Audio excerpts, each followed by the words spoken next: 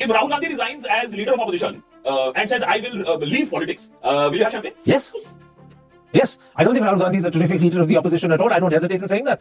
देखिए, दरअसल हाल ही में द वायर पर एक तथाकथित ग्रिलिंग रिवेंज इंटरव्यू पेश करने की कोशिश की गई, जिसमें फेक देशभक्त आकाश बैनर्जी और कथित पत्रकार करण थापर शामिल थे।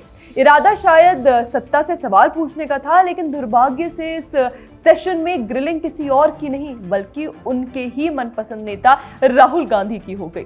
करण थापर ने बार बार इस बात को दोहराया कि राहुल गांधी नेता विपक्ष की भूमिका में बिल्कुल फिट नहीं बैठते। यहाँ तक कि उन्होंने ये भी कह दिया कि अगर राहुल गांधी अपने पद से इस्तीफा दे दे तो उन्हें कोई दुख नहीं होगा, बल्कि वे तो शैंपेन खोलकर इस मौके को सेलिब्रेट करेंगे।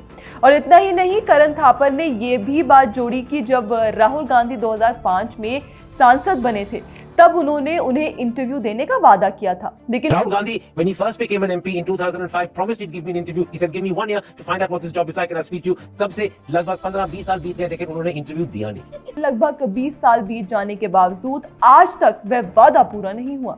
दोस्तों, यही है उस एलीट मेंटालिटी का नमूना, जिसकी वजह से राहुल गांधी और उनका पूरा इकोसिस्टम अपने ही फ्रेंडली मीडिया पत्रकारों के साथ ऐसा व्यवहार करते हैं मानो वे उनके क्लास के ही नहीं है।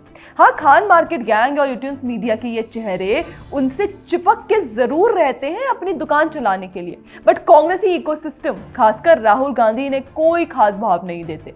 मतलब जो अपने चाटुकार पत्रकारों का नहीं हो सका, वे देश की जनता का क्या ही होगा। आप मौसमी सिंह का उदाहरण ले लीजिए, जो कथित तौर पर हमेशा कांग्रेस लॉयलिस्ट रही हैं। उन्हीं को एक इंटरव्यू के दौरान राहुल गांधी ने बीजेपी का स्पोक्स पर्सन बता दिया था। आप ऐसी टी शर्ट ले लो ना, मैं आपको दे दूंगा, उनका वो सिंबल दे दूंगा आपको, ये उनकी लाइन है। क्यों? क्योंकि उन्हें मौसमी सिंह का सवाल पसंद नहीं आया था।